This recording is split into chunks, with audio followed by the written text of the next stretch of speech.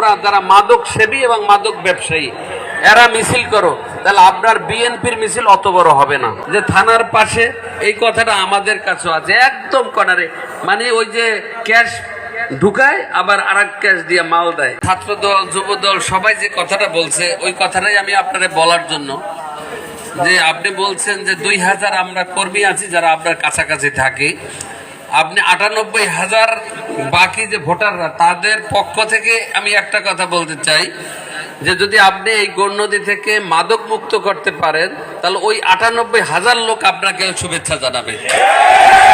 গৌরনদী এখন সবচেয়ে ভয়ঙ্কর। আপনি যদি আগামীকালকে বলেন যে নির্ভয়ে তোমরা যারা মাদক সেবী এবং মাদক ব্যবসায়ী এরা মিছিল করো, তাহলে আপনার বিএনপির মিছিল অত বড় হবে না।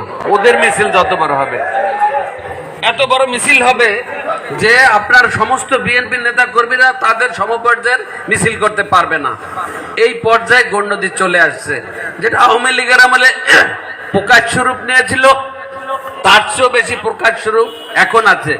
আপনার এক ছাত্র নেতা বলছে না যে থানার পাশে, এই কথাটা আমাদের কাছে আছে একদম কর্নারে, মানে ওই যে ক্যাশ ঢুকায় আবার আরেক ক্যাশ দিয়ে মাল দেয়, এরকম অবস্থা তৈরি হয়েছে। তাহলে এই যদি হয় একেবারে আপনার থানার পাশের অবস্থা, তাহলে আপনি বুঝে নেন যে আপনার প্রান্তিক অবস্থা কোন জায়গায় পৌঁছেছে।